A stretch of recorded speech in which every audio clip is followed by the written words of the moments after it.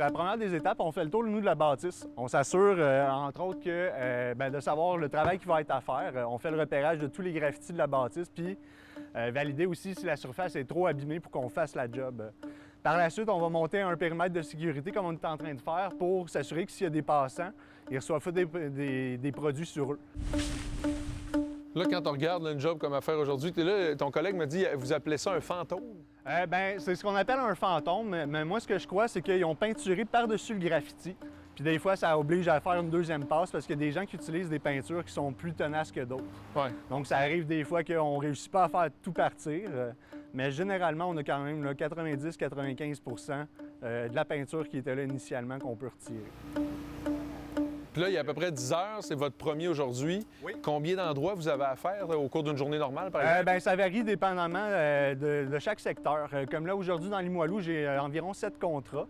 Mais dans une journée, là, c'est déjà arrivé qu'on fait jusqu'à 10-12 contrats. Ça peut arriver qu'on ait des contrats de 700 pieds, où là, ça prend presque une journée ou une demi-journée à 2 camions.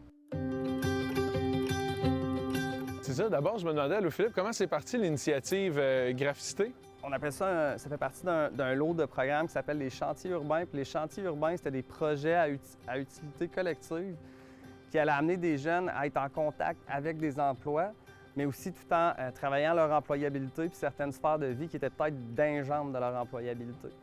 Puis on va aussi passer par un processus d'orientation emploi. C'est qu'est-ce qui, tu sais, faire la lumière sur t'es qui comme employé. L'objectif est le retour, en fait, une entrée sur le marché de l'emploi pour vivre une bonne expérience, avoir travaillé certains savoir-être puis savoir-faire aussi. Donc, ça origine de ça, puis le contexte, nous, était parfait au centre-ville. Le contexte étant le phénomène du graffiti. Vous autres, vous occupez autant du privé que du public? En fait, on s'occupe uniquement des immeubles propriétaires, résidents, commerçants. La ville a son équipe au niveau des travaux publics.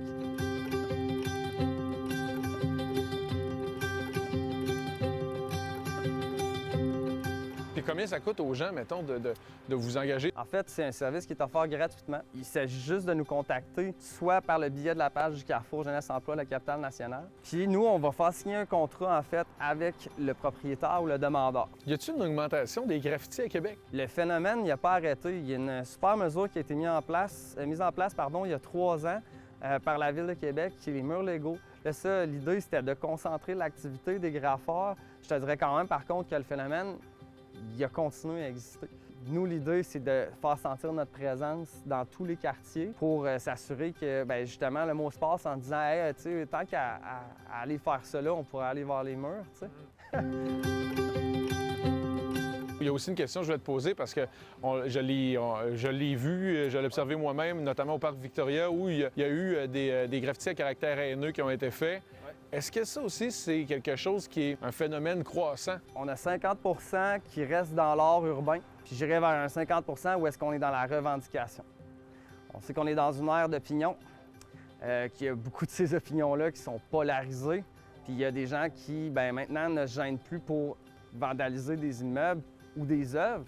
Donc oui, il y a une montée justement des revendications à ce niveau-là pour ce qui est du graffiti. Philippe, là pour vivre l'immersion, là, on va t'en faire un. Bon. Tu te sens-tu d'attaque? Je pense que oui.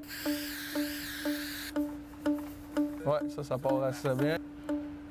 Et voilà. Ah, Fait que ça ressemble à ça.